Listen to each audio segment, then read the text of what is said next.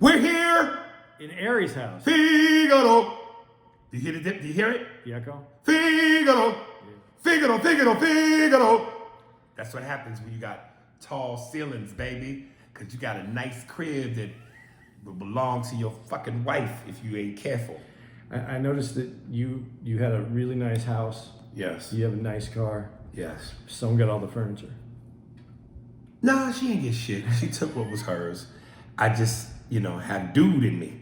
So I don't get around to shopping for shit I don't need. You have a place to eat, a place to lounge, and then you got your cave. Yes. Okay. And a bed to fuck in upstairs. Yeah. And these nice tall ceilings. Figaro! Dude, I'm gonna tell them because we're off for a couple weeks. Yes. Unintentionally, they canceled some shows in California. Fucking Rona, man. And then so I said, okay, I'll fly out. We'll do the shows. He goes, yeah, cool. He goes, no one's at my house. You can stay here, but bring some sheets and blankets and pillows, whatever you need to sleep on. Cause I ain't got a goddamn thing, nigga.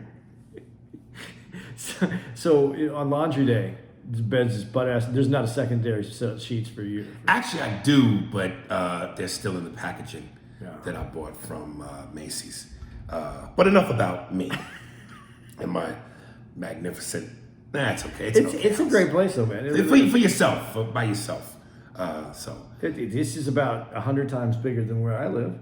Well, you're in New York, you're in the city, so you get a closet and a toilet, and the toilet is in the closet. Yeah, the thing that I do hate about the brownstone living is the bathroom is usually located in the kitchen. Mm-hmm. I don't like the bathroom. Oh, you don't have because sometimes you might have veal parmesan smell and doo-doo parmesan smell at the same time. Yeah, no. You just took a shit in my bathroom, and you gave me another one of your great shit quotes. What was it? It was like the Godfather trilogy. 2 really solid upfront pieces and 1 that was all over the place. Jesus fucking Christ. I still like the other one. What was the one you said? Sucking the baby back in? I don't have to go right now. I suck the baby back in. Big shout out, as always, to Hits 101. And also, we're both keeping our fingers crossed because we might have some new, hopefully, sponsors in the way of DC Collective, which I just posted a video. Me and Andy went to the cannabis spot, and one of the guys there is a fan of mine. And so we went into the back of the green room. We walked past all the naked bitches with their titties out, making the drugs, a la American Gangster. I was going to ask him about that when we walked. Yeah. With lab coats and shit. And we chopped it up. So long story short, hopefully we get us some sponsorship so we can really be rolling in the money so I can buy a bigger house so I can have some more Figaro. Regardless, though, DC Collective has sponsored this show. Maybe not... future shows? Yeah, and maybe not even, with dollars, but they sponsored this show. All right. They sponsored the after show. Well, yeah, they gave us 2 takeaway packages filled with cannabis crumble, some peanut butter edible cookies, some pre-rolled joints, some shit you put under your tongue that'll help knock you the fuck out. Yeah, so we're good. So anyway, thanks to the guys over at DC Collective. And to the people watching, because we're doing this at my crib, I got the motherfucking Tito's gluten-free vodka. That's how I wanted to say that in Boston. It was a vodka for the patty. Some 7-Up. I didn't think they had. I didn't think there was anybody with gluten allergy in Boston. No, fuck that. They take all them diseases and put it in their cocktail. Let me get a drink with HIV in it. Let me get an STD cocktail. What's strong in the bastard? All right. Let's get to it. On the ride in, as I picked you up from the airport, we were listening to XM Sirius Comedy Radio, and Sam Kinison was on, and watching episode number 3 of the Comedy Store podcast. Just like they ended number 2 with a great tribute to the GOAT of comedy, Richard Pryor. They kind of did the same thing with Sam Kinison. What are your thoughts on Mr. Kinison, man? Dude, I thought he was original. I thought his preacher style of doing comedy, it was from the pulpit, was original, and he was the rock and roll comedy guy. I liked it. I thought at the time it was genius. I don't like a lot of people that are legendary in that moment. I think sometimes it can feel a little dated when you go back and watch it. I don't even think dated is the word I would use. I definitely agree. I felt like he was always the Metallica. He was the heavy metal of comedy. Now, that being said, before I really say what I'm gonna say, in that regard, again, respect, hat tip, mazel tov, all of that, because it don't matter what your style is, it don't matter what your delivery, your cadence, whatever kind of comedian you are, it's all subjective, and different styles, different strokes for different folks. What you might find funny and hilarious, somebody else might not. I know that when I watched the documentary and they talked about some of the things that he would talk about, he was definitely courageous because he would tackle things that I think most people thought were either taboo or just way too fucking dark.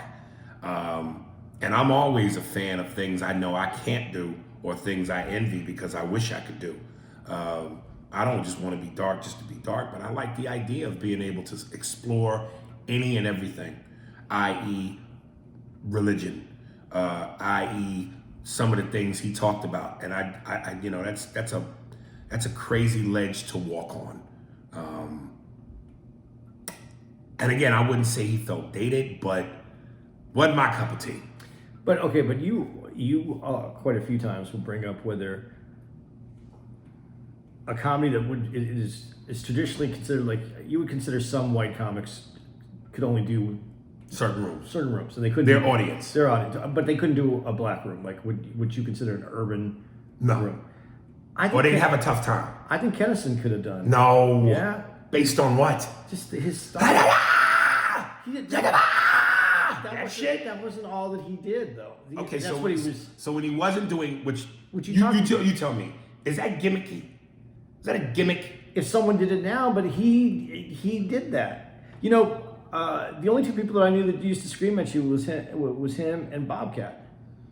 Well, Bobcat was a character. Yeah. That whole, please get me money. I used to be able to do him real well, dude, before my voice. That's pretty good. That part where, and there's always the, but this guy, I used to be able to do him real well. But that's a character. I get that. You don't think that was a little bit of a character? I don't think well, he was a preacher. I mean, his background was his family, his parents were, at least his dad was a preacher. All black people, in terms of rhythm and cadence, were preachers. We're all preacher-esque in our delivery. But I know what you're saying. He was a real preacher. Yeah. And I get that. But the whole screaming thing, that never to me. But I didn't get that the way other people got that. That wasn't his whole act, though. If that was his whole act, yeah, I would get what you're saying. But that was just part of it. That was a small part of it. So when you took away the screaming, it was funny? Yeah, because those were that was like on top of the punchline. It wasn't the punchline. Right. It's just not your cup of tea.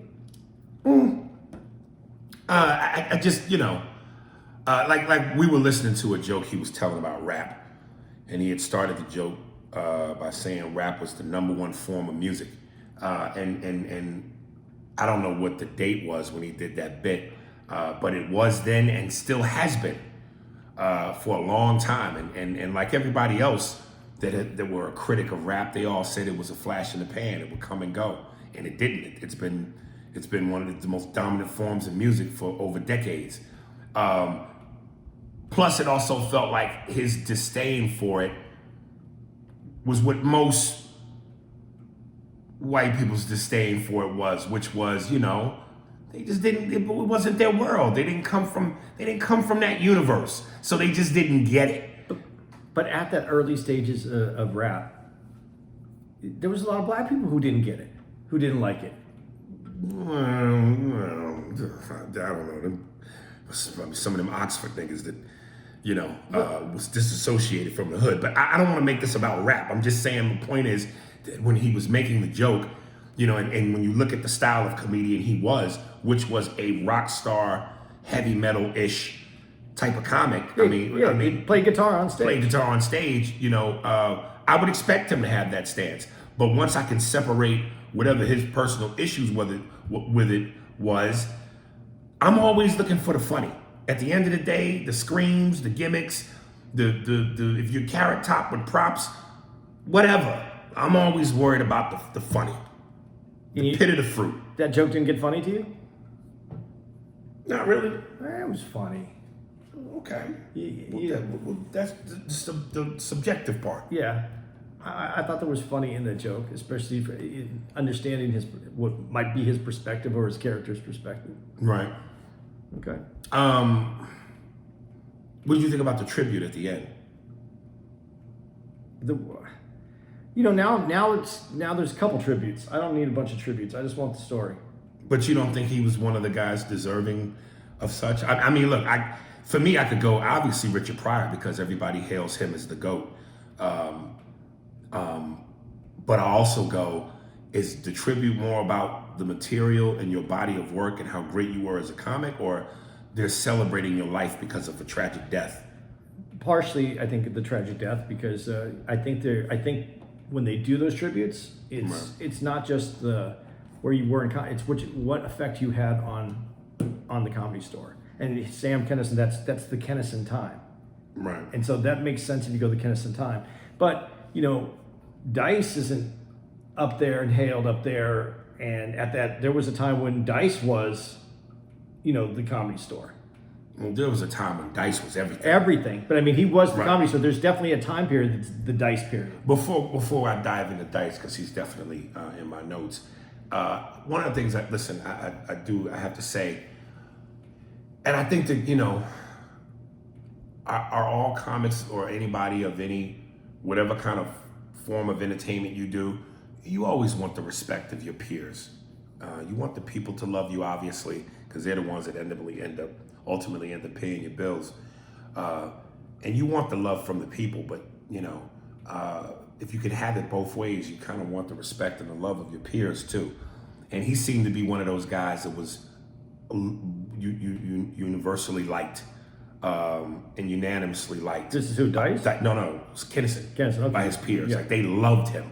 Other comics loved him, unless I read something wrong or you saw it different. No, when you look back, they always say how much you're loved, but I don't think all comics love. You don't think so? No. Did you get the sense from watching that documentary who didn't? No, but I think at that time period, if you're anybody, when somebody new, a new style comes to your area and you're brash and you're all, he was on 100% of the time. I mean, he was a partier, he was a drinker, he was right. You said it about his yelling. I'm sure that there's people who already were planted at the store and they're like, who the fuck is this? And as people surpass other people's careers, there has to be some animosity that goes on. But when you look back at it, you put the animosity aside, you just say, oh yeah, I was there. Because it's much easier when people are saying, oh, how much they love him, to put aside your personal shit and go, yeah, I was there when he came in, and yeah, he killed the room, and because you want to be part of the story now, of the good part of the story. You don't want to be, what was wrong with Kinison? Because you don't have people. Even though there are those stories. There are those stories. But even those stories are told with love now. Right. They're not told in he was an asshole. I mean, I heard from before he died, people would tell me stories, and it was an asshole. Really? Yeah, he was kind of dude. He was a hard partier. If you weren't a hard partier, if you weren't that guy, you didn't have any. What need did he have for you? Well, I love that great story Jim Carrey tells. Yeah, that is. And this is the part where it's like, yeah, this is why it's great to have video. Not like I could do it as the same kind of justice that Jim did it, but Jim, like so many comics, admired him. But he also, like you just said, knew what he was about. And he was saying, Jim was like, yeah, one night after the show, I'm as much a fan of Kinison as he was of mine. And Kinison goes up to him and goes, hey, and Jim, and this is what makes Jim Carrey such a fucking genius. Again, when it comes to impressions, it's so much of the little things. So Jim would push his mouth and his bottom teeth out front. And lift his chin up. And lift his chin up. And kind of did his face where when you looked at it, you went, that's Kinison. So Kenny goes, hey, I'd like to hang out with you. Why don't we party, hang out? And Jim was like, man, I got my soon-to-be wife. And the bottom line for Jim was he just knew what Sam was about, and he wasn't about that. So he politely tells Sam, yeah, I think I'm going to go home with my wife and call it a night. And Sam goes to him, oh, well, good luck with your compromise. Like, I just thought that was fucking hilarious. Good, like, that's such a, you have to be a comic or really just savvy with words and thoughts to just be able to say that to make Jim feel like I made a fucked up decision, knowing you made the right one. Or your ego is just that huge that you... That too. Yeah. Good luck with your compromise. Who would say that? Now, if he had went, good luck with your compromise, then I would have been like, oh. But just that silence of, you know you're fucking up. You'd rather hang out with your wife than sniff coke off of strippers' pussies and tits and listen to rock and roll all night with me. Good luck with your compromise. Because that's what all of that was about. Yeah, that is. Yeah, so it was just, I fucking love that. And you just mentioned them. Talk about bigger than life. The Dice Man. Dice is, when I was in high school, or just graduated from high school, is when when he was doing the album with the nursery rhymes, and he's wearing his leather jacket on stage. And I remember I was in junior high school, and that was as popular as the Jerky Boys. It was everything. Because as I remember it, my friends, they got the VHS of it. That's how Right, how old we are. So they get the VHS and they're, you got to see this. Like, This was like something revolutionary. Yeah, like you got to sit there, and we didn't run around. Little Miss Muffet sat on the duffet, eating a curds and whey. Oh, yeah. But and we sat down and we watched that thing. We probably watched that thing 3 or 4 times in 2 days. Just sat there, and it was great. It was great. It was. Certain people are bigger than life, but I love when he, like I think I told you this though, when I had a conversation with Dice, and I said, and he's giving me like these, Diceisms and letting me understand a few things. Diceisms. And I said, and he talks about the fans and connect. Oh, that's what he was saying. He said the key to being a great comic is connection. You got to connect with the audience. You got to connect. And I said, yeah, I get that. But in a comedy room, you can do that. But when but you were doing theaters, you were doing, stadiums. I go, how do you connect with someone that's in row W55Z, in there 100 miles away? And he goes, I don't know. Why don't you ask Elvis how he connected? Ask Led Zeppelin how they connected with us. That's great. And I was like, okay, now I get it. You're not just a comic. You're a rock star. You're a rock star. You're an entertainer. You're a performer. You went that, and that kind of summed it up for me. Is that we all want to be comics, but if you want to hit that next level, that ultimate level, you got to go outside. You got to be an entertainer. You got to be bigger. Listen, I don't want to blow the wad on this one because we're going to address it in episode 4 of the Comedy Store discussion via next week's episode. But I got to say this because you mentioned that. I remember I did, and once a year they would have these big concerts in San Jose, and it was an outdoor. Not a stadium, not an arena, not quite as big as arena, not as small as a theater. It was somewhere in the middle, but it was a shitload of people outside, like at least 2,000 or 3,000. And I remember one year I did it, and Carlos Mencia was on the show, and I did well, but he felt the need to give me some advice, and he said, "Hey man, you got to realize the difference between how to connect and what works with a comedy club audience versus a theater audience, an arena audience." And at the time I just was like, oh, okay. But now looking back, I'm going, well, I understand how you connect, Carlos. You just used the other person's material from a theater, apply it to your shit. But we'll get into that later. I love Carlos, by the way, but we'll get into that later. Back to Dice.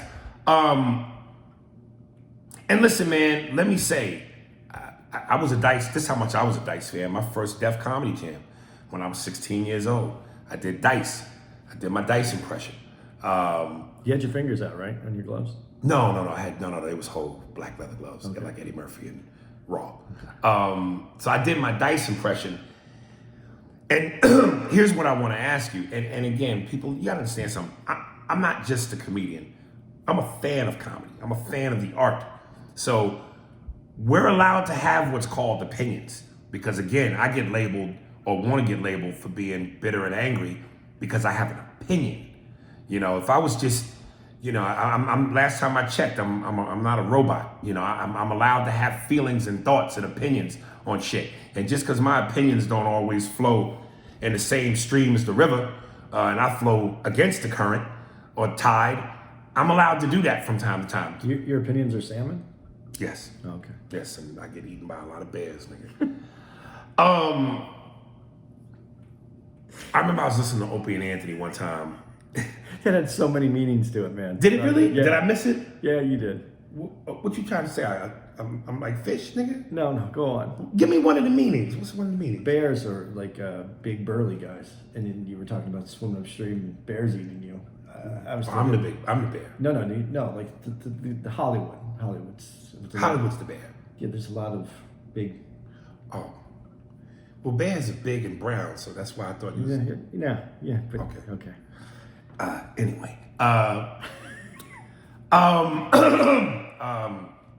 fuck was I talking about? Oh, yeah.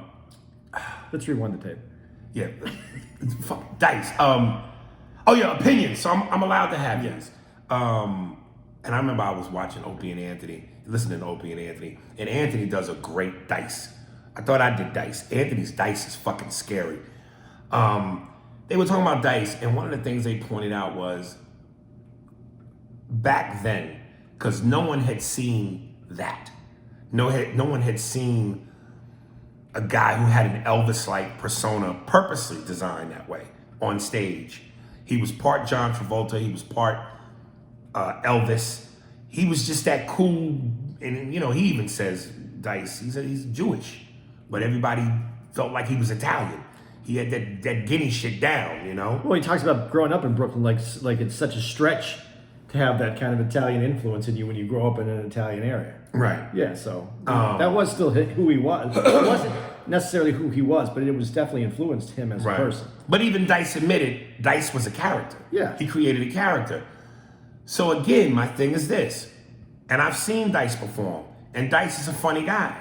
Look, again, anybody that gets a laugh, it don't matter. We're in the business of funny. So if you get a laugh, I don't give a fuck if you're Carrot Top, I don't give a fuck if you're Dave Chappelle, you are in the club. So he's a funny dude, but you always wondered, how long can,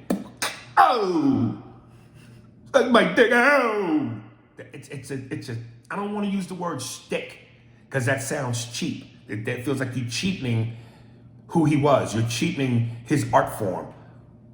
But can that last for 40 years? When you guys like Pryor and Murphy and Chappelle and so many others, where your persona is based on who you are as a person, your opinions, your true feelings, versus a character. Characters seem one-dimensional. Bugs Bunny is one-dimensional. You know, you can only go so far with that before people finally go, yeah, we get it. Next. It didn't happen that way, though. No. It didn't happen that way. But he was. There's a quote. I think you quoted it one time where like some people's careers aren't meant to last or burn a long time. They're like comets. Yeah. They burn hot and fast. Hot and fast. And with him, it felt hot and fast because, again, you hadn't seen anything like that before. He was a powerhouse of a presence. He had a rock and roll persona on stage. He blew the doors open, but as quickly and as powerfully as that came, it was over. But he had the issue because of material that he presented that was perceived to be homophobic. And that's really where... And sexist? Yeah, well, you could, at the time, it wasn't the sexist part that took him down. I think it was the homophobia that took him, the perceived homophobia. I think it was everything, but I think the homophobia push was the final push. Because when Ford Fairlane was going to come out, and I think he talks about it in this or something else I've seen, everything was, they canceled his red carpet event. Right. he was supposed to be like Ford Fairlane was going to be that next thing that took him to the next level. Right. And if you saw, and you grew up at that time. I didn't see that movie though. You didn't? No. I loved the Did you fucking really? movie. It was a good movie? I thought it was Dice. Right. It was funny. It had more. It was more to it. They made him the character that they made him in that fit, and I don't think he overdiced it either. I don't think he was over. I don't think he did. Did you feel in any sense that he was a real actor too? Yeah, I felt like there was acting going on in there. I think if that moment didn't go down that way, I think that he would have made it. He would have made it through the 80s. When you say if that moment doesn't go down that way, you mean had the movie not tanked? No, the movie tanked because there was no push behind it because he had bad press. Because some people didn't find the movie to be. I mean, if you were even Dice fans weren't going to the movie because of what happened. Right. So it was I thought it was great. He goes on SNL. You know, there's the SNL problems that's talked about in this in the documentary. Yes. So there's those issues, and you know, it just kind of he's. I don't want to say he was blackballed or banned, but he was blackballed and banned. Yes. But it wasn't like there was a meeting. So I think that's there's never a meeting, but there's a meeting. Yeah, but it's an unspoken rule that happens. We're not gonna do this. And true to him though, when he came back, and this isn't talked about. I don't know. I don't think this is going to be in there. Maybe it is. Maybe like his comeback where he comes back. Dice came back like how he started. He was doing restaurants. He was doing open mics. He came back reworking, and you know. But the problem he has. And it's getting better for him now that he's been down the road more. When he came back, people missed that character. So he's on stage trying to be part of what he's working for, this new act. Right. And people are still yelling out all that, out of the audience. Well, yeah, people are gonna always want the classics. But his following's loyal, man. The people that I've only worked with him one time. I was very lucky to work with him for a weekend, and that's how I met Eleanor, who is one of the people I feel is like amazing in this business. But Dice, he was cool to me. I had a really good time, but I saw the fans, and the fan base is loyal. But he does have to give them some of that old Dice. And incidentally, I swear, because this is so vivid in my head, I feel like I know I've said this on the podcast before, but if I didn't, I gotta say it. If I did say it, it warrants being repeated, because again, the whole Nora Dunn thing on Saturday Night Live, where they said several female cast members refused to work with him. Even some dudes. This is so offensive to me on such a high level because, again, what we do, it's like the mafia. You know the rules. There's no getting out of this. So if you are offended as a person who's supposed to be in the business of funny, your card needs to be revoked and you need to be escorted to the state line and never be allowed here again. How dare you? Now, if he was, accused of fucking with kids or doing some vile, fucked up, you should be in jail shit, and you're offended if he was accused of sexual assault or some shit, and it was really proven on some level, yeah, I get it. That's different. But jokes, you're in the business of jokes, and because you don't like his brand of jokes, you refuse to be funny with him. Get the fuck out of here. But okay, this is where when we talk about a character where it becomes difficult in the business and where we are, especially today. And Dice is kind of a precursor to what's going on today, because let's take a look at that. If it's a character who was the dude before Stern that was on Imus. Imus used to do all that kind of material that he eventually ended up getting in trouble though for as a character. He wouldn't do it as Imus, he would do it as a character. I never knew him to do it as a character. I knew him to do it as Imus. No, he did it as a character. Really? Yeah, he would. The nappy-headed hose? That was him. That's when he got in trouble because he said it himself. But he used to hide everything inside of a character. You could do it all in a character, and it was the character doing it, not you. We can hate niggers. We just have to make a character. Yeah. Right. Okay, so you do it that way, and that's how it happened. And then when you made characters on stage, Henny Youngman. Take My Wife, Please. Everybody go look at. You can go look up Henny Youngman if you want. Everything he would say afterwards. He would say, "Take my wife, please." Do you think that really meant that he hated his wife, or all the guys that came before him that did the vaudeville and all the way up through that they hated their wife? No, it was the character. So you get to Dice, and he's playing this. He's like you just said. He's a Jewish guy playing like an Italian guy on the corner, and he makes a lot of gay references that were negative. He's using the word. He's using I don't know. Fag? Yeah. And it's rubbing people the wrong way, but it's the character that's doing it. Now, is that fair? And if you're her and you know that there's a bet that you don't want to work with someone that is seeming they're being demeaning and dismissive to the gay community, do you have a problem with that, or do you see it as this is the character, this is the guy who came up, this wasn't the issue when he started doing this. This is the issue now. Where?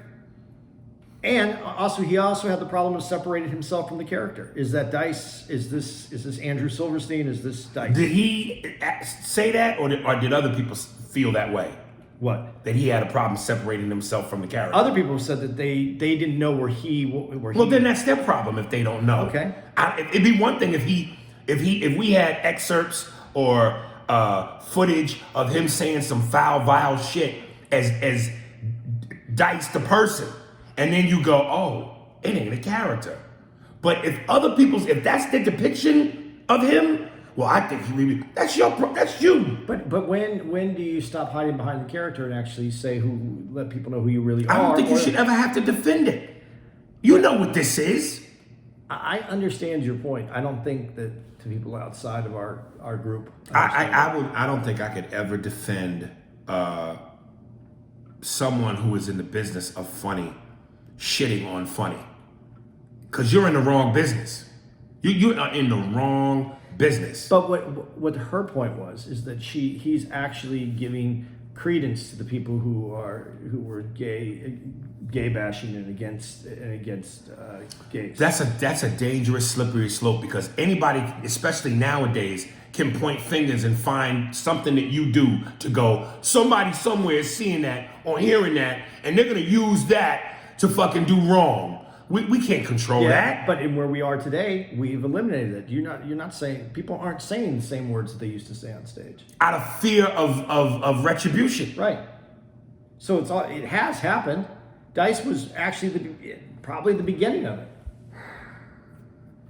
Listen, let's be honest. Let's be honest. If Ford Fairlane comes out and makes a gazillion $100 million, it keeps going. Or the whole persona, the jokes, it keeps going. Or let's the movie come out, but let's make sure we don't put anything behind it so it can't become a hit. Okay, well then, if that's what they did to sabotage it, then that's what they did. Yeah. But I'm just saying, even with that being done, had that movie come out and been a gazillion-dollar hit,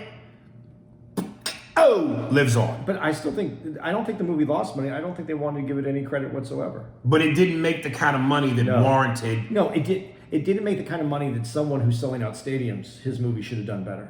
Exactly. But they helped it not do well. So that being said, I don't know where we are in this to the Comedy Store podcast that we're supposed. No, we're not the Comedy Store podcast. Our podcast that we're doing about the Comedy Store documentary. You don't know where we are? No, I forgot I want to make sure I said it correctly. Oh yeah. No, I'm just saying. But where are we in this? Because I don't want to stand on Dice forever. If you're no, I'm done with it. I just you seem uncomfortable. Are you uncomfortable? No, it's just that I don't know where else to go with this Dice thing. Well, thank God I have notes, so we can move the fuck on.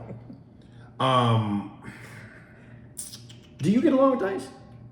I don't know Dice like that. I've met him a couple times. He paid me one of the biggest compliments I've ever heard. When his man Wheels, there was a comic who used to be his right-hand man named Wheels. I think he still hang out. Yeah, he still opens up for him. Yeah, he told Wheels one night, I was outside the Comedy Store and I said hello to Dice. He said, Wheels, this black guy does me better than any white cocksucker I've ever seen. So that was a big compliment to me at the time. How old were you? That's when you were real. That's when you were still. Yeah, I probably just got to LA. I was probably 19 years old. One of the things they talked about, and Eddie Griffin, they talked about comics who were famous. Eddie Griffin, Carlos Mencia, for doing large amounts of time on stage. And some comics take pride in it, but what I thought was interesting, because one guy in particular who they talked about and interviewed, and Eddie Griffin was like, look, man, when you love this comedy thing, and listen, I think every comic has felt that. I know I've gone over time. I mean, I don't do, a Netflix series of stand-up specials on stage, but I've done my fair share of maybe an hour and a half, hour 45. But Eddie was like, yo, when you love this thing, it's addictive to you. You don't want to get off stage when it's feeling good. And then Ari Shaffir said, just because a guy has a TV show, he gets to ruin the rest of our lives. And you could tell when he said it, he was obviously bothered. And listen, I think Ari's a funny motherfucker.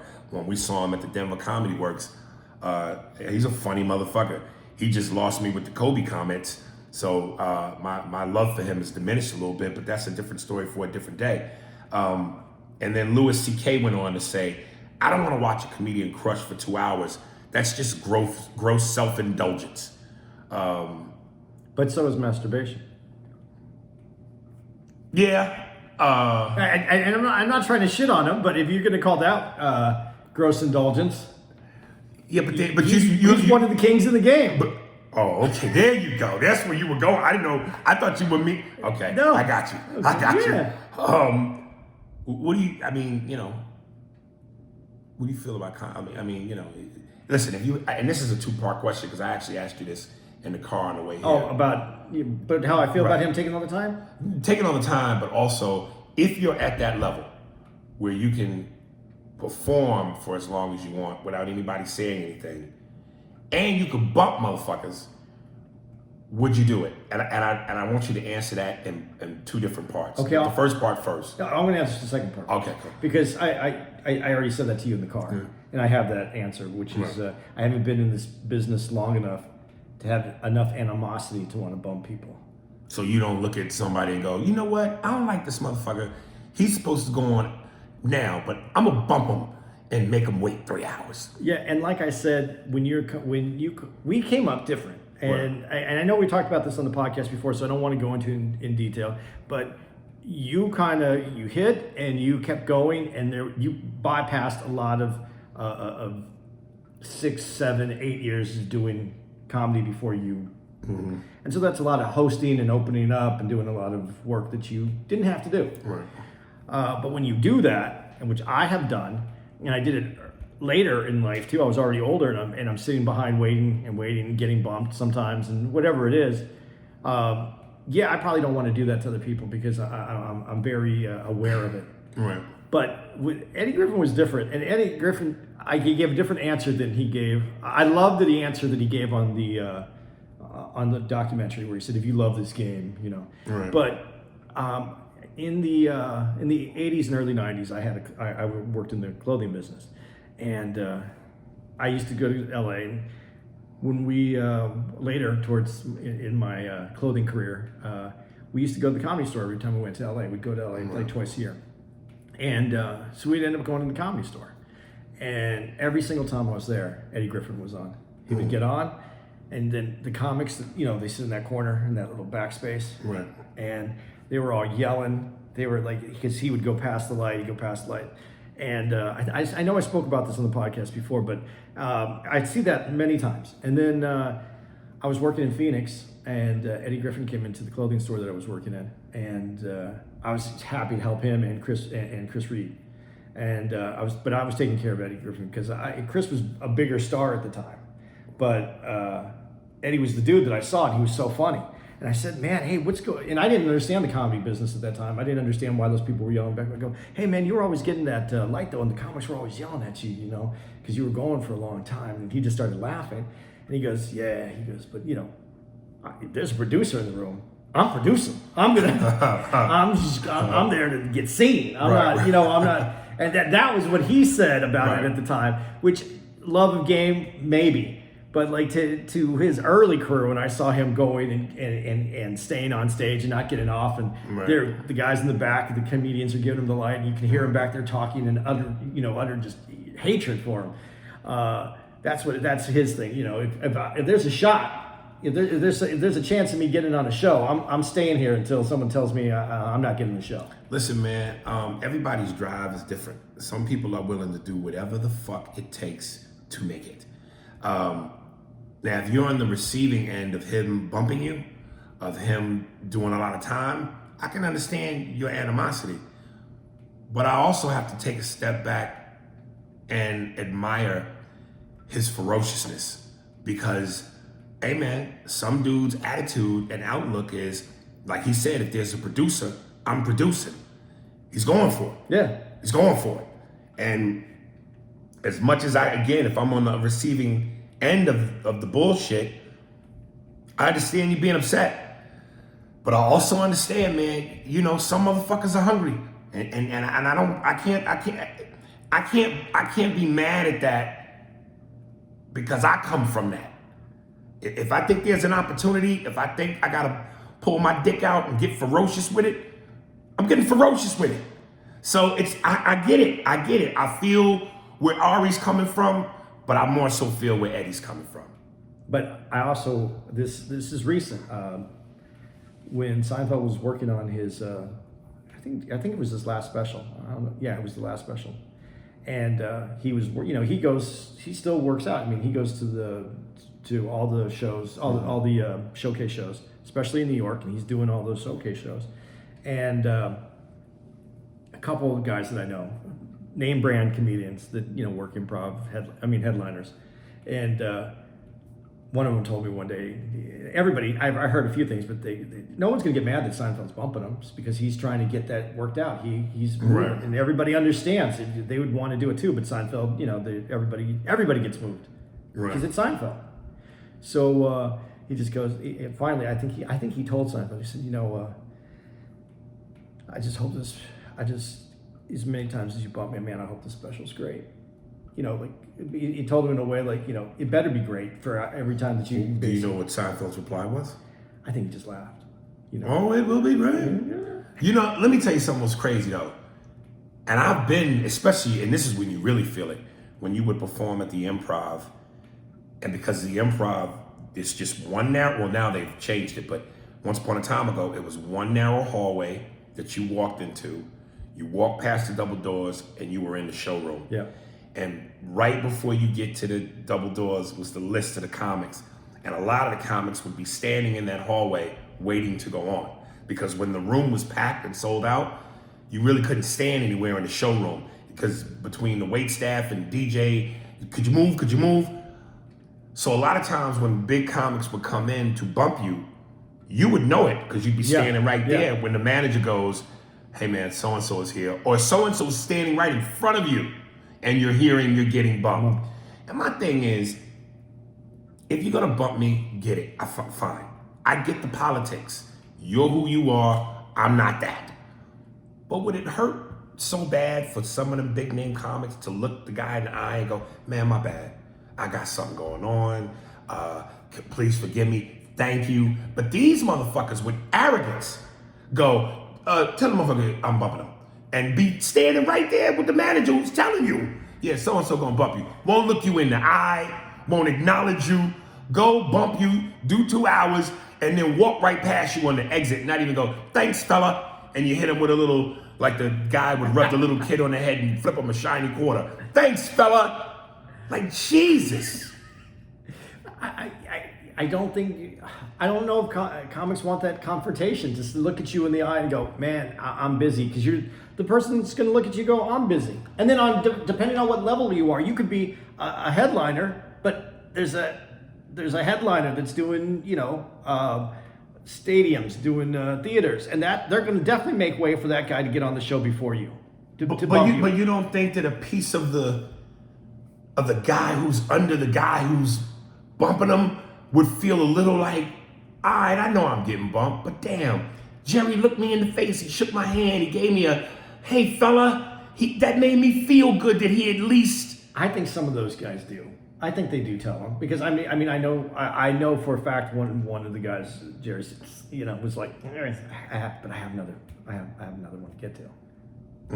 So, but everybody wants 20 spots a night. Only so many people can make that happen. Right. So I don't know. I mean I hope this is not vanity talking, but again, when people ask the question, yo, what's making it to you? Well, what's making it? That. And not to say that I would bump someone, but to know that you could. Knowing that you can, has to feel kind of good. We talked about it on the other podcast, the one before this one, when you had the VIP analogy about Club 50, Studio 54. Getting into the club is one thing, especially if everybody's trying to get into the club. But then the VIP is the prestigious shit. Yeah, you want to get to that next space. Get to that next space to know I'm in the VIP. And I always, and I say this in real life, anytime I've gone to a club, I can go to VIP. Sometimes when you and I have gone to strip clubs, like when we were in San Fran and we went to the Hustlers, because the dude knew who I was like, I'm taking y'all straight to VIP. And I go, dude, I'd rather be on the floor. The floor is where the fun is. I can order drinks just the same from the bar or grab a waitress as I can having one come to me in the VIP. But it's the option to know you can. To know you can is definitely, that would be the third step. Right. To know that you can be in the VIP, but hang out. And then whenever you want to, go back to the VIP. Let me tell you, what do you think of it is worse? If I bump you and don't say nothing to you and then leave and hit you with the, all right, fella, and rub the top of your dome, or if I stand there, look you in the eye, and with an arrogant athlete's chew gum motion, just go to you. You know I can bump you, right? I ain't going to, but I just want you to know I can bump you. You know what? See, you wouldn't. The person who could bump you would never say that because you. No, I know. I'm just saying. No, but they wouldn't say that. Total asshole. Though. Yeah. Is it the hey, thanks, fella, rub you on the head, or is it the I can bump you, right? Oh, they're both bad. There's not. It's speaking for someone who's been bumped. Yeah. Right. I've been bumped, dude. Yeah. Now I'm gonna be honest. I have bumped, but I've been bumped. There's levels. I've gone to places. And whenever I'm headlining on the road and I go in on an off night, usually on that Thursday or a Wednesday, if I have a show that Thursday or Friday, and I go, hey man, I want to get up and just do a little time, fill myself out. The manager tell whoever's on that show, hey, Aries is going up next. Because those guys aren't me. But I'm not fucking David Spade. I'm not Chris Rock. So as important as it may make me feel, listen, man, I've been bumped. Yeah, there's a difference though between being bumped though and then what Ari was talking about. When someone goes up and bumps you and then does an hour, right? Then you're not getting up that night because now they have to you're not just getting bumped where you're just going up into a later spot. Right. You're getting bumped to another day because they have to have the next show or the next group is coming up.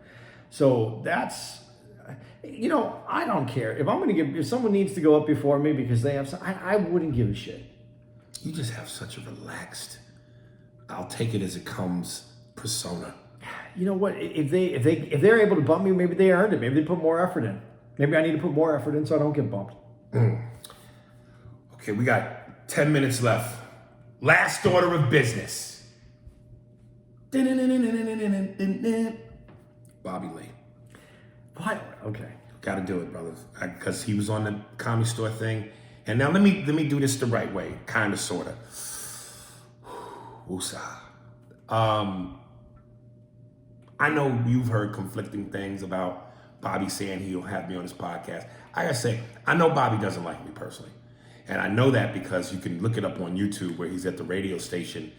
And I don't know if it's the same clip you have, but there's one where every time I used to do San Francisco, they would purposely make us do a radio station that was geared towards the gay community. The two hosts were gay. And that's not, them trying to fuck with me. It was simple math. I'm in San Francisco. Yeah. There's a huge gay population. They want to bring in as many people as they can, including the gay crowd. And I don't have any problem doing it. I did it every year. But I remember I saw Bobby on this thing, and he was talking about how I didn't talk to him for his first couple years in Mad TV. He felt that I didn't like him. And he was in so many ways trying to say he didn't dislike me, but, and here's the problem that I've had with Bobby. First of all, I think Bobby Lee, and this is strictly my opinion, I think Bobby Lee tries way too hard to be funnier than he really is. And it comes off, to me, it just comes off phony. Like at one point during the episode, I forget the comedian with the orange hair, they had a podcast. And he tells this joke, and Bobby laughs way too fucking hard. He tells this story about how he used to give Mitzi Shore massages. And even the guy who produced these Comedy Store documentaries, Mike Bender. Yeah, Mike Bender. He even was like, Bobby, no, you didn't. You're full of shit. You never gave Mitzi a massage. And so many times I feel like Bobby does things for the sake of shock value. You know, when he was at Mad TV, he had a substance abuse problem. And he would tank sketches. And here's the thing. When you're on a sketch show like Saturday Night Live or Mad TV, and you're fighting for airtime, some days, some weekends, you might be in 8 sketches, which made up a whole show. Certain other times, you might be in 1 sketch. You might not be in none. And everybody's fighting for time. And Bobby would come in and do the reads on Mondays, and half the time, he couldn't read. He would mispronounce words. And if you were in that sketch, before you even read it, you read who was in the sketch, and you'd go, oh, shit. Because the night before on Sunday, when you got the pack, you went, okay, there's this many sketches written. It says I'm in 4 out of 5. Out of those 4 out of 5, 3 of them is with Bobby. Shit. And then those 3 wouldn't even get picked. Okay, that being said, though, Bobby was on the show because he was funny. People found him funny. Someone found him funny. It may not be your cup of tea, but someone found him funny. Taking a shit, personally defecating on your dressing room floor, that's never funny to me. Doo-doo is never funny to me. It's funny to talk about. And Bobby would often get naked. That was his thing. That's why when we talked about the Bert Kreischer thing, and you're going, watch the thing with him and Donnell Rawlings, and he does this thing where he gets naked. And I stopped you and went, you ain't gotta say nothing else to me. That was Bobby's calling card. He would get naked at Mad TV for no reason. The cameras weren't on. He would just do it. Are you trying to shock people? Are you trying to be funny? You defecate on your own floor, and that's funny? And it was funny to me. No, but you know, it seems, okay, but here, there's 2 parts to this that I'm going to say to you, because I know you wanted to bring this up, and I really wasn't thrilled about it, to be honest. And here's the thing, because if Bobby Lee didn't have a podcast that had listeners, and he had his amount of fans, you wouldn't give a fuck about Bobby Lee, one way or the other. You think that's why I give a fuck? No. But that's where the anger came from when he didn't get back to you. Okay, so let me make sure I got this right. You think my resentment towards Bobby... No. That's not what I'm saying. You have resentment from him being on the show, but you wouldn't care about that resentment had you not reached out to Bobby and Bobby didn't get back to you. Okay, well, that's something else on top of all the other shit. Okay, but it wouldn't be on the top. Listen, I stand proudly by this, firmly by this, and maybe this is one of those things that if someone were to go change something about you, maybe this is something I should have changed. I've always said, if you look me in the eye and you tell me something, man to man, I want to hold you to that. I want to respect you because you're a man of your word, and vice versa.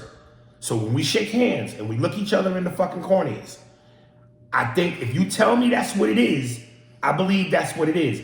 I don't like people who say, hey man, give me your number, I'ma call you. Here's my number, call me, let's make it happen. Then when I try and make it happen based off what you said, you ignore my calls, you play games, and then I'm an asshole for wanting to hold you to your word. So my disdain for Bobby, that is one of the many things. But again, when we did Mad TV, prior from season 4 till about 6, really. 3 to 6, but really 4 to 6. We were the Bulls 72-10. We had Rodman, we had Pippen, we had Jordan, we had Phil. The team was perfection. So we were nominated for Emmys and all of that shit. And again, you gotta understand something. As far as the black cast members go, at one point it was just me, Deborah, and Phil. Phil eventually left. It was really me and Deborah. So we only had 2 black writers writing for us, Devon and Xavier. If they didn't write something that got picked, I didn't get seen. Deborah, on occasion, did not get seen. So we're fighting for screen time. We're not getting the same kind of play that all the other cast members are getting. So when we're in a chance to be seen and our shit gets tanked, because listen, I know everybody got problems, everybody go through shit, substance abuse, whatever. I get it. I'm holding up my bottle of vodka. I go through it. Tito's. From New Mexico. New Mexico. Should be sponsoring the show. Yes. Yeah. So I have my issues. But I tell you this, I never let those issues get in the way of, yo, when it's time to perform, nigga, I perform. Now, you know, you on the road with me. I drink after the show. Yeah. I don't fuck around when it come time to put it down. Dude, I'll say this about you from everyone that I've ever worked with. I've seen you in where you're not feeling good, or when it's not right, or when you're having whatever issues that you could be having. But as soon as you hit that stage, nah, 100%. You're 100% on stage. What time is it? Game time. Who? No, I'm gonna say, and I can say that because I've been with you in situations where I was like, oh, this is gonna suck tonight, and you went up there, and I don't even think that anymore. And listen, I believe me, you mentioned it to me in the car. You've mentioned it to me in the past on past podcasts. The episode 138, working it out. You know, when I had my tearful moment, you told me, hey man, there's some things about you need to, and I don't doubt you at all. So I know your apprehension and you being a little uncomfortable with talking about the Bobby thing. But I don't like shying away from shit. Yeah, so I'm trying to choose how I do this instead of coming out, this motherfucker, I'm being honest. No, and I appreciate your honesty on how you just handled it. I didn't know how you were going to handle it. But let's do this too, because of some of the things that I heard. I'll say this right now. When I heard Bobby talk about, you know, what he said, just so that I could give him some fair treatment on this.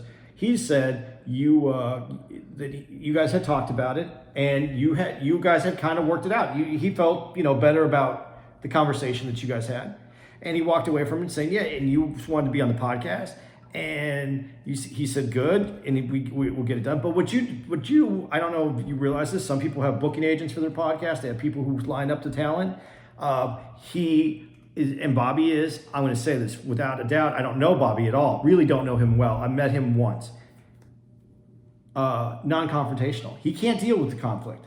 He cannot. And you are confrontational. You will meet things face to face, head on. And he didn't know how to get you on. You called him 4 times, and he avoided the call because he didn't know what to do. I'm guaranteed he didn't know when the space was going to be and open up. And I want to tell you one other thing, and you can say everything. I'm going to let you say everything that you want to after this. He's never accused you either, by the way, of being the person that he disliked the most on Mad TV. He accused Michael McDonald of that, by the way, just to let you know. He said that guy never talked to him. He said with you didn't talk to him for the first 2 years, and then when you did talk to him, he brought it up that you hadn't talked to him, and you said to him, I didn't want to make sure you're going to stick around. I didn't want to waste my time if you weren't going to be here. Right. Okay, so those are his... Well, and just to know how you handle Michael McDonald, because I know exactly what Bobby's saying. Michael can be that dude, but this is how you handle Michael. Like I said, one time on Twitter, I found Michael's Twitter handle. And I said, damn, Mike, I didn't know you was on Twitter. How you doing? And he hit me back, and this was Mike's dark, sarcastic way of being funny. He goes, Aries Spears, God, I heard you had a heart attack and died. I said, Jesus, I heard you got AIDS, nigga. So, but then after that, it's, how you doing, Mike? Because that's who Mike is. That's who Mike is. But listen, I recently, I think in the last month and a half, I sent Bobby a DM in his Instagram and said, look, man, I apologize. If I ever made you feel, if I ever did, I'm sorry. If you want, you can call me, we can hash it out. If you still say you're gonna get me on your podcast, let's do it that way. Because we kill two birds with one stone. We can make the apology official, and we can get some good radio. He said, bet, we're gonna make it happen. Steve, insert crickets. Coming out of that in 3, 2, 1. Okay, then and here's my last point. Okay. At the end of the day, I don't care what nobody say. If you want something to happen, you make it happen. Fuck the bullshit, fuck the excuses. People do and make room for what they want to do and what's important to them. I think Bobby is kind of afraid to do it. I'll be honest. From listening to him talk about it, I think that he's afraid of having a confrontational moment with you on any podcast, but here or any kind of platform. He's Asian. You know what he could do to me? Yeah. So here's what I'm going to say, because one of the people brought this up. They go, were you asked to be on Aries podcast? So I'm going to put it out there. Bobby, come on this podcast. Let's hash it out here first. Let's hash it out here. I'm here. I got you back. I'll defend you against Aries a little bit. I'm not going to keep him from hurting you if you say the wrong thing. But what I will do is I will remind him of things that have been said if necessary. Come on here. We'll do this together. We'll talk to him. We'll work it out. We'll have a nice relationship. Everything will go on. It'll be good. But you got to keep your fucking clothes on, dude. Yes, and no caca or nothing. Everything in my house is brown, so I won't find that shit for weeks. But I would love him to be on the show. I would love him too. So invite him on this show. Let's start here. Okay, Bobby, come on to the show, my nigga. You come up on the show, nigga, put down, lay down like a motherfucker, do all that shit, you know what I mean? You can take your shirt off, but you gotta leave the rest of your clothes on. Steve, when I do that shit, when I do the job talk, put it in Asian subtitles. For Anthony, find some Asian subtitles and put it underneath me so it can look like I'm for the Chinese speaking community. All right. Isn't he Korean? Same shit. No. Yes, he might be. There is a bar, I think it was Danielle that said that, was it Danielle or was it Bert? One of them said that Bobby looked, I think it was Danielle, looked like his body was old and young at the same time when he was in, because funny. That's funny. It was old and young. It was an old and young body at the same time. I thought that was hysterical. We're there, right? Yeah, we're there. All right. Well, thank y'all for listening. I hope you enjoyed all comedy talk about the Comedy Store. We got another one coming at you next Wednesday. Episode 4 of the Comedy Store. I hope they talk. They got it. Oh, because I was like, okay, well, I hope they bring in. They got to talk about Mooney. Yeah, they're going. He's just the most. I mean, he's been flying around the outside this the whole time. Okay, they got to talk about. Okay, and for our Hits 101 listeners, again, I want to remind you that we do an email podcast on Thursday. So if you want to get that, you just got to click on whatever podcast platform you listen to. Click on Spears and Steinberg and listen to us. Them motherfuckers would be crazy to not talk about me.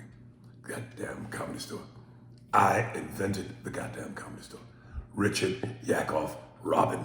All of them. Sandra Bernard, all of them are my children. All of them. If you wipe the walls down, you will see my comedy nut juice everywhere. That's probably true. All of them have my DNA. All of them, goddammit. All of them came out of my penis. I birthed all of them. I'm the real nigga of comedy.